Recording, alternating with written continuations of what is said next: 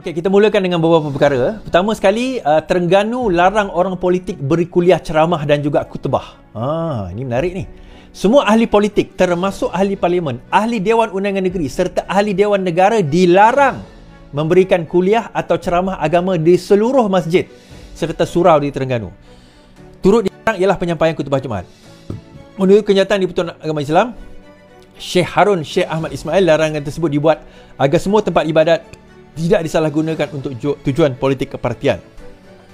Semua ahli yang berhormat sama ada ahli Dewan Undangan Negeri, Dewan Rakyat dan Dewan Negara tidak dibenarkan bertindak sebagai khatib dan imam solat Jumaat di masjid.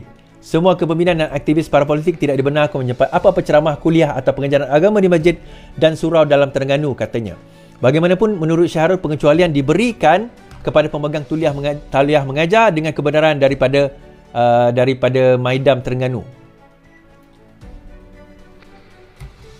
Sebelum ini, Majlis Agama Islam MAIS turut mengeluarkan agar pihak masjid dan surau negeri tersebut melarang mana-mana ahli politik daripada menyampaikan ceramah atau kuliah. Larangan tersebut dibuat bagi memelihara kesucian tempat ibadah daripada dicemari politik kepartian. Jadi tuan-tuan dan puan-puan, sekarang ini nak salahkan siapa pula? Kan? Yang ini adalah arahan daripada Majlis Agama Islam negeri masing-masing. Dan pentauliahan ini, tuan-tuan, Majlis Agama Islam ni tak ada kena mengena dengan kerajaan negeri. Bila Ustaz Azhar Idros hari tu tak dapat tauliah, inilah dia. Kerajaan liberal, dia kata, Terengganu pun tak bagi tauliah, kan.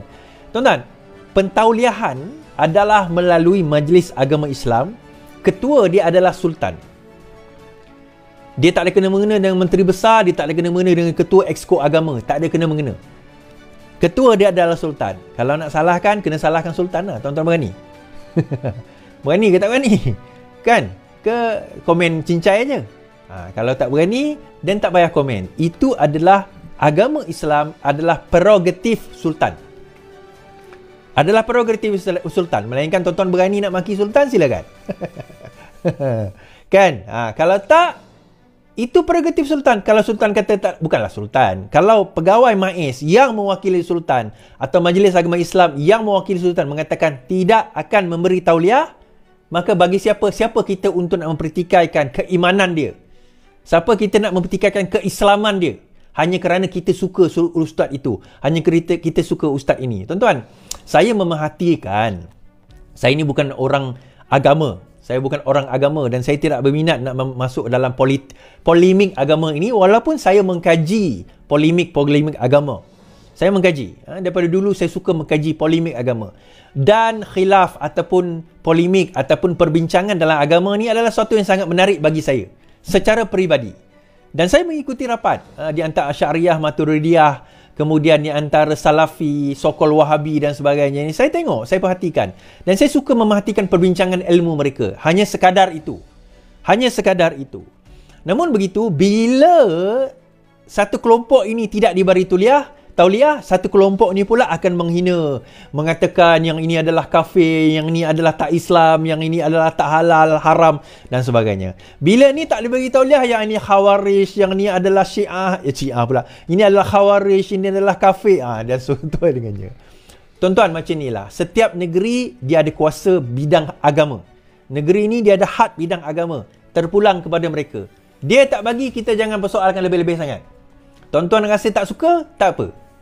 Tuan-tuan rasa suka, jemputlah dia kat tempat lain, kat surau dia, kat surau pula, kat apa orang kata secara online ke, jemput dia dekat pejabat masing-masing ke, itu tak ada masalah. Kan? Itu tak ada isu, sebab yang dilarang itu di dalam tempat ibadah masjid dan juga surau, tanpa tauliah. Jadi pentauliahan itu tidak ada, maka tidak dibenarkan. Jadi kalau kita nak cerita bab ni boleh tak boleh, siapa tak boleh, cerita ni daripada zaman ribu tahun dulu tak habis, tuan-tuan. 1000 tahun dulu tak habis, 1000 tahun akan datang pun tak akan habis. Jadi tak payah kita nak discuss.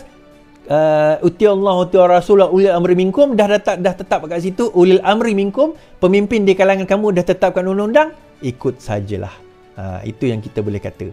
Namun begitu, bila Terengganu melarang orang-orang politik ini berceramah, kat Selangor ni kita tak risau, tuan-tuan. Yang orang-orang politik yang bukan PAS ni memang kita jaranglah berceramah. Bukan jarang, memang tak pernah pun berceramah di masjid atau surau. Sebab kita tak menggunakan masjid atau surau untuk tujuan agenda politik kita. Kan? Kalau ada pun kita menyampaikan hadiah. Itu bukan ceramah. Kita sampaikan bantuan, hari raya korban. Itu biasalah. Mana-mana YB akan buat kan untuk menggunakan platform. Tetapi berceramah di masjid atau surau ni biasanya orang PAS yang akan buat demikian. So bila orang PAS berbuat demikian, itu yang jadi masalahnya. Kan? Bila mereka menggunakan ayat-ayat Al-Quran untuk menjustifikasikan apa sahaja yang sudut pandang sempit mereka. Dalil ni tuan-tuan, kita boleh ambil apa saja dalil yang haram boleh jadi halal.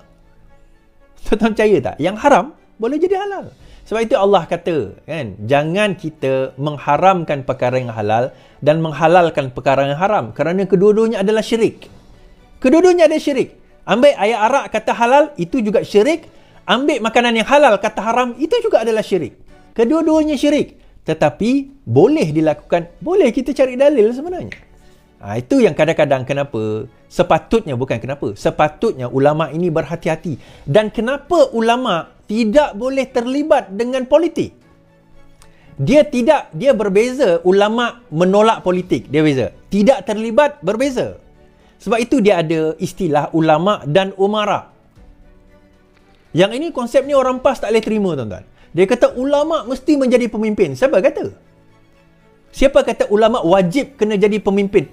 Maksudnya erti kata pemimpin itu wajibnya mesti ulama. Siapa kata? Dalam Islam tak pernah kata sedemikian. Dalam Islam dia melihat pemimpin mestilah mempunyai kompetensi, keupayaan. Dan pemimpin juga mesti mempunyai apa dia, tuan-tuan? Trustworthy. Mesti seorang yang boleh dipercayai. Oh, boleh. Kan? Boleh dipercayai. Dan juga seorang yang kompeten. Tidak semestinya dia seorang ulama. Ya, asas agama itu kena ada lah. Asas agama itu kena ada. Tetapi taklah mesti dia kena jadi ada PhD, ada master, kena hafal Quran dan sebagainya untuk dia prasyarat untuk dia nak jadi seorang pemimpin negara. Tak wajib. Itu bukan satu kewajipan. Di mana sisi ulama? Ulama sisinya adalah di sisi pemimpin, di sisi umara untuk menasihati umara. Itu peranan ulama. Di situ peranan ulama yang sebenar, iaitu menasihati para pemimpin kalau mereka membuat kesilapan. Kalau zaman dahulu ulama ni umpama pembangkang lah. Ulama ni sebenarnya pembangkang. Asal wala zaman khalifah, zaman khulafa ar-rasyidin, zaman khalifah, di mana masa itu tak ada dual system. So siapa yang pergi menentang raja atau sultan dan khalifah masa itu? Bukanlah menentang, kira menjadi check and balance kepada sultan adalah ulama. Sebab itulah kenapa ramai ulama zaman-zaman khalifah yang kejam. Khalifah bukan semuanya khalifah yang baik. Ramai juga khalifah yang tak baik ni. Dan ramai khalifah yang mana khalifah yang zalim, ramai ulama dibunuh. Antara yang pernah kena siksa Imam Abu Hanifah sendiri. Imam Bukhari pernah kena buang negeri. Imam Ibn Taymiyah antara orang yang pernah diperangi. Ramai lagi lah pemimpin ulama-ulama yang mana masa itu menegur pemerintah, dia disiksa, dia ditangkap. Tetapi dia tak menyertai parti politik. Dia luar daripada kerangka politik kerana dia tak nak bias. Bila dia menyertai parti politik atau berada dalam kerancah politik sebab dia nak berkuasa, dia akan jadi bias. Sokong aku kerana aku nak jadi pemimpin. Dia akan jadi bias kat situ. Aku mengkritik kerana aku nak jadi pemimpin. Dia akan jadi bias. So, ulama berada di peranan yang ketiga. Sebab itu saya suka sebenarnya ulama seperti Rora, kan? Seperti Dr. Mazhar. Tak kisahlah korang tak setuju dengan pandangan salafi dia dan sebagainya. Saya tak kisah. Tetapi dia berada dekat luar. Bila dia berada dekat luar, mereka berada dekat situ untuk mengkritik. Dia berada dekat situ untuk tujuan mengkritik. Betul atau tidak kritikan dia, kita kena jawab dengan hujah. Kalau dia kata, contoh, ada juga kritikan Dr. Mazhar, saya tak setuju. Dia kritik pemimpin macam ni. Saya kata, saya tak setuju dengan kritikan tersebut. Sebab apa macam ni? So, dia mengkritik, kita boleh kritikan dia. Itu dinamakan perbahasan dan juga perbincangan yang sihat. Yang macam ni yang kita nak create, yang kita nak bina. Yang macam ni yang kita nak wujudkan. Di mana kita ada ulama yang boleh mengkritik dan dikritik.